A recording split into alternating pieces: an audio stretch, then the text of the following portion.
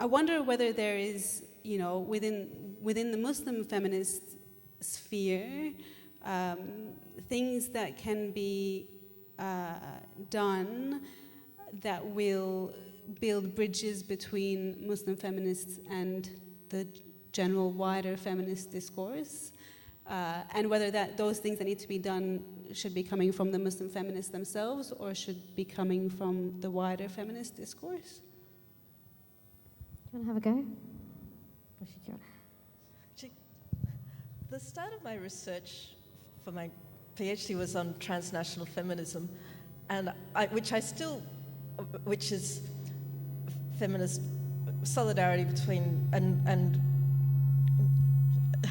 between what it sounds like, not just international feminism, like the UN, but transnational, which means reciprocal and which means on equal basis. International feminism often is not equal. It's often very top down, and it's and not uneven playing field.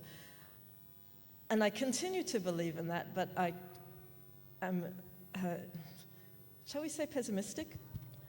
There was a brief moment after the Trumpocalypse when white liberal feminists seemed to get well and truly back in their lane and doing some reassessment and were quite humble. And because I am a natural pessimist, I was ready to make, I had the black humour, ready to go. And the white liberal feminist was some way behind and said, yeah, right, okay, all right, fine, soz girls, we'll come and rescue you. You've always been there to rescue us. Didn't go all that well, but God, misogyny, it's a bummer, isn't it? Your culture, shit. Sorry. Yeah. But they haven't really stayed there for all that long. And while Me Too was kind of revitalized, well, you can see Me Too has really energized and revitalized feminism, and I will say has been immensely important, including for some women I know, and I don't want to try to take that away. But again, this was an initiative that had been started like nearly a decade earlier by an African-American woman who was then, would have been erased if not for her own, So, so what had been a very grassroots and meaningful initiative then became focused on stars and on gowns at the Oscars, and which I'm not saying is irrelevant or they shouldn't be doing it, or feminism, you're doing it wrong, but not my idea of transnational feminism, and not, I think, I know there's a school of thought that says that if you have more women at the top and more powerful women, whether it's on boards or, or taking leading roles in politics or whatever, that helps all women. I'm not really sure that it does. I think it's helping women at the bottom that benefits everybody, including women who are a bit higher up the pecking order. So I think it's the women at the bottom of the heap that we need to be focusing on. Yeah, I would add to that, Shakira, on top of the transnational aspect, I would say intersectionality is really important in that acknowledging the voice of Muslim women as very much part of the struggle of feminism at large needs to be there. And I think Maxine Benaba-Clark, one of my favourite writers, said, my feminism will be intersectional or it won't be feminism at all. And I think that's really, really important to include voices of diversity within the experience of marginalisation, because if it's not, how is it possibly representative? If you're not including with equal parity the experience of all marginalised women, then in fact you're part of the apparatus that oppresses them. So I think that needs to be called out. So then does feminism have a danger of being almost a colonising ideology? Absolutely. If it's not inclusive and it's directive, and it in fact is actually reinforcing the power dynamic of white might over everybody else, that's not progressing the cause, it's reinforcing the cause. And Bianca, you're in sports, and I mean, sports is still fighting for equal pay. Do you have that in the boxing space as well? Do you find yourself as a woman being discriminated against? I can't even have this conversation without cracking up because we're so far behind. So it's tough because I'm a boxer. So boxing isn't a very popular sport in Australia anyway. So you're already, 20 steps behind when you're trying to get opportunities to fight and get recognised by promoters. But definitely the question that I'm always having to answer when I'm speaking to promoters, boxing promoters, to put me on shows is, well, mostly the statements that they tell me is that no one comes to watch women fight and women aren't worth a lot of money. So I'm always having to repackage myself to commodify myself for these promoters because as a woman, I'm told that I will never generate money.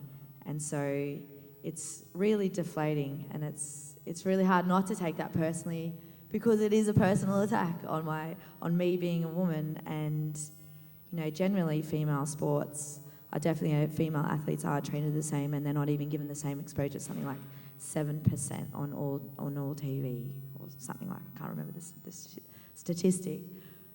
So my gender is always at the forefront, even though I train and fight just as hard as any man, and it's really difficult and it's depressing. In academia, it's pretty much the same. I think, Shakira, we've got some... Oh, yeah, in Islamic studies in particular, it's not quite as overwhelming as it used to be, but if you go onto the websites of any Islamic studies department, you will see a slew of guys and a few women in generally admin positions. Language teaching, they're okay to hire women to teach Arabic or whatever. But the hardcore political stuff, they're much more comfortable with the guys. And actually, incidentally, look, in making these kind of statements, I should say up front, I'm not saying that any of the people who have these jobs are unworthy of those jobs, okay? They're qualified for them, except that when you look at the overall pattern, there's all these, women who are equally or better qualified who are not there, and all these guys who, deserve the jobs that they have, but they're all there, and I will say when they do hire a woman for a more political job, they seem to be much more comfortable with a non-Muslim woman for some reason, Why do you think that is? I don't know. I think that they might think that it's easier to keep a non-Muslim woman in their lane than a Muslim woman. They know how bloody hard we can fight. They're scared of us. So, do you think that the misogyny that exists within the Muslim community is any worse than the misogyny that exists in the general community, or is there different aspects to it that should be kind of addressed by Muslim feminists? Well, to get intersectional again, the Muslim community is not only characterised by the religious faith, it's also a relatively new migrant community. In a lot of cases, it's a heavily refugee community. It's a community that's dealing with a whole lot of different challenges. So, there are some problems that are more acute in Muslim communities than elsewhere, but that doesn't come down to religion. That comes down to, issues like trauma, like economic deprivation, like having to deal with racism as well.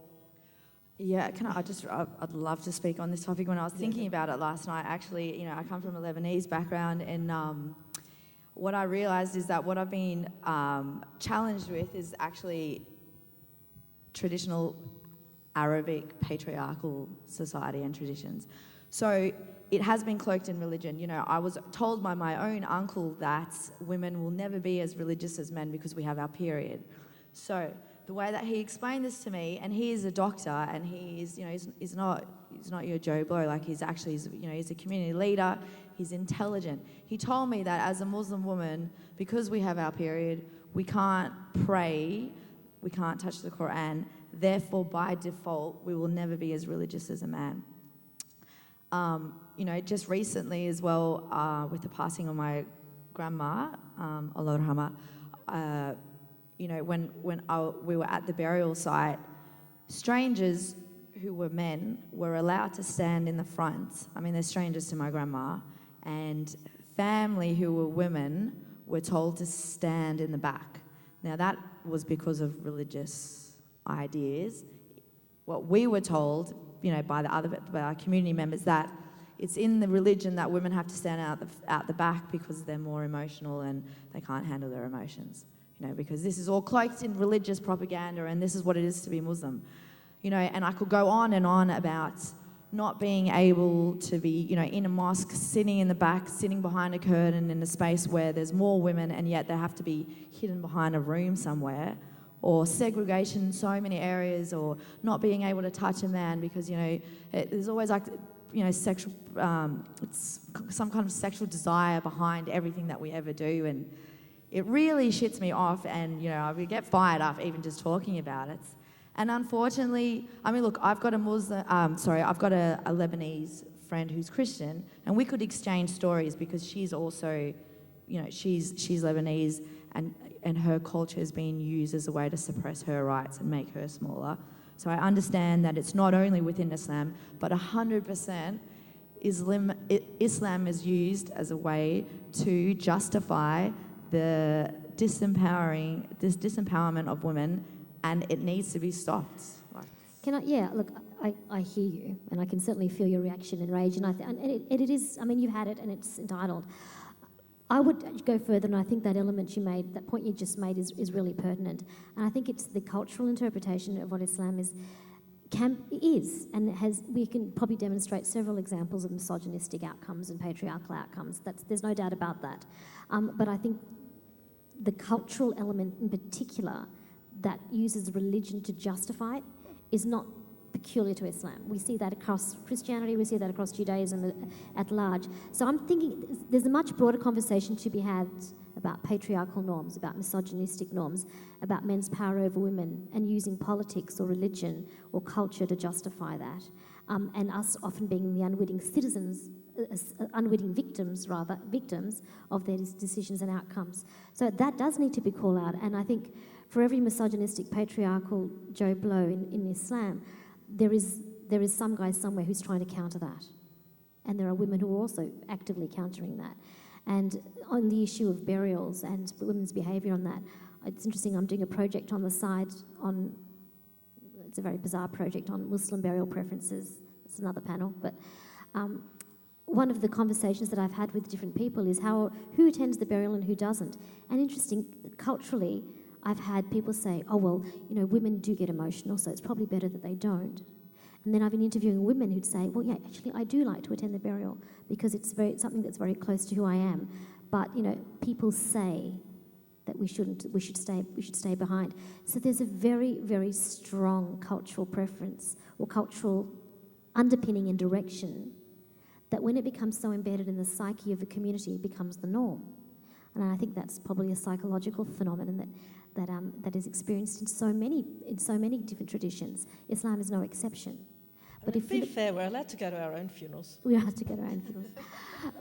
But I think the thing is, there has to be a distinction made between a religious edict and a cultural tradition.